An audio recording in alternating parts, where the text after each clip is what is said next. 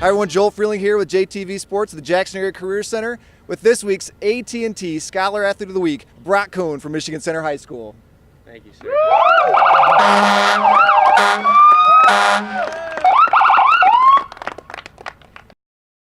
JTV thanks Imagecraft Engraving and Awards for providing this week's Scholar Athlete plaque.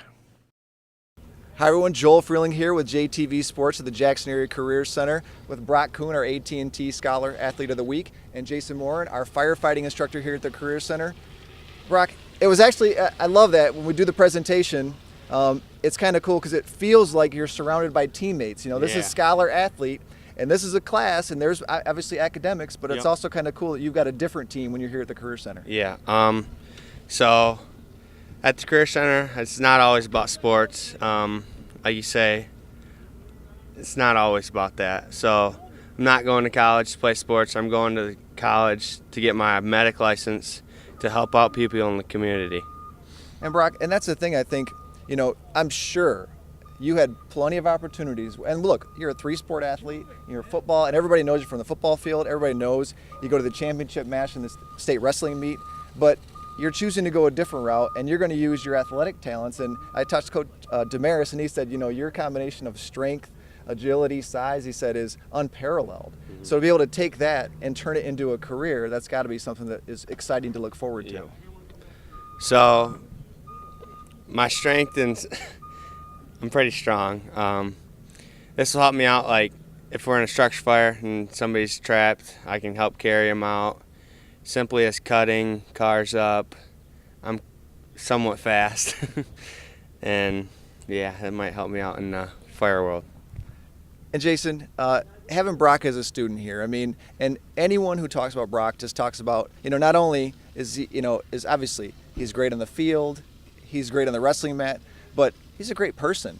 And, you know, and to maybe not go the direction of sports, but to go directly into a career going to LCC and to look at giving back to your community and what he's able to bring to the table, it's got to be exciting for you as an instructor to see this guy go on. Oh, we're all definitely proud of him. Amazing young man, and he gets it at a younger age than a lot of people do.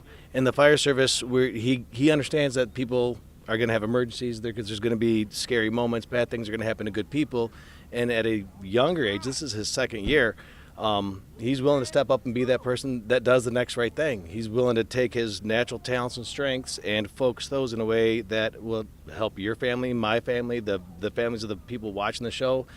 Very admirable, very, very mature, very admirable, very dedicated. And so, and the other thing, like I said, when you got all the guys around and girls, I mean, and we see them in the turnout gear, and, you know, this class is different, but it is a way that sometimes kids can combine their love of being physical and sports to a career. And that's unusual because a lot of kids, when you're done with high school, your career as sort of an athlete ends for most people. But your career as a firefighter, your job as an athlete is your job. It doesn't end. The fire service and most of the first responder industries, we are another family.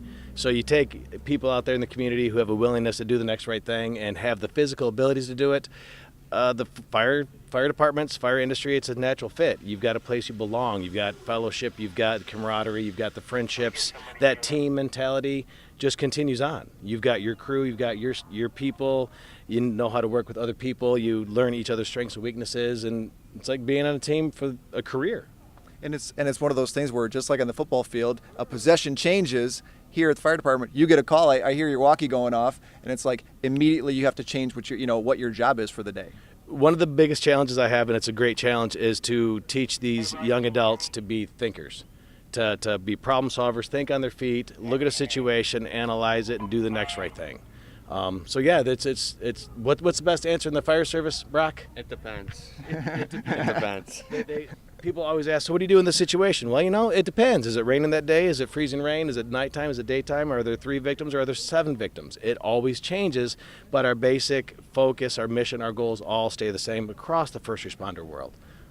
And so, Brock, obviously there's a physical component to this, just like there is in sports. But I know for you, in the classroom, there were classes you had, and even in here, you know, there's definitely an academic component that, you know, sometimes you had to work harder at. So work ethic is another thing that Coach Damaris said, that when he looks at you, you could rest on your size, but you don't. You work hard in the classroom and outside of the classroom. That's what makes you so well-rounded. Yep.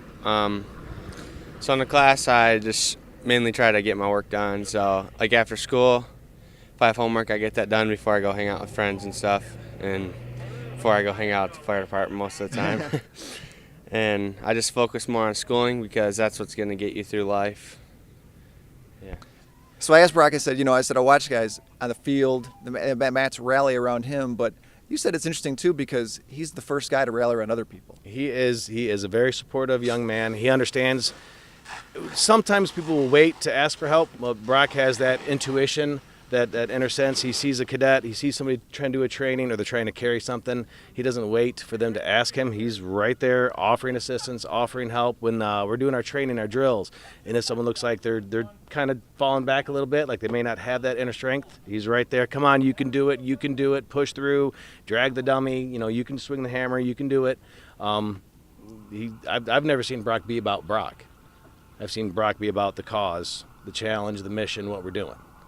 And so Brock, and talking about you and how I see you guys rally around you, you helped to rally other people, but you had people rally around you, your family, and some support that they gave you through these years and how they helped you to get where you are. You want to talk about them a little bit? Yeah, so my mom and dad helped me out through everything, always supporting me, always paying for me to do stuff like wrestling camps, countless hours sitting in the bleachers watching me wrestle and play football. My grandma is always there too when she can be. So is my brothers and my sisters, and sometimes my girlfriend working through cheer meets. Mainly there to support me through everything. They're my go-to people for everything. And so I'm going to ask you a tough question. And so your seasons, you end at Lumen Christi. Yeah. You end in the state championship meet, which is a match that I know the people that I talked to who watched it, who were there, they said this was your match. Yeah. And a lot of guys could look back at that match and be frustrated or to be mad, and you said you were mad for a minute. But how is that going to motivate you in the future? Because my guess is that might be one of those moments where you knew what you could have done there. And look, you still come in very last minute, runner-up. That this may be the difference for you, that extra motivation that may save a life someday. Yeah. So my state finals match, I lost 4-3 with like 14 seconds left. That's going to motivate me in life to do better things, try a lot harder, not try to get the loss on things. So it's going to give me the extra drive to do better things. Never feels good to lose, and I didn't lose much, so I try harder to keep winning and try to keep winning in Fireside. And our last question, so there's a game going on over here I think we're keeping you from, so I apologize for that. But describe this game over here that the guys are playing. So they're going to be playing water ball. You have two teams advancing with the line, and there's a ball in the middle, and you got to try to push. They may get sprayed, but it's more about like physical and endurance training, because you're trying to walk with a charged hose line, trying to steer the ball and get it in the goal. Well, we will let you get to that. I'll tell you what, it is my honor to be here today with our AT&T Scholar Athlete of the Week, Brock Kuhn, our instructor Jason Moore, and Joel Freeling for JTV Sports. If you'd like to nominate a Scholar Athlete, you can reach JTV at 787-8817 or visit our website at jtv.tv.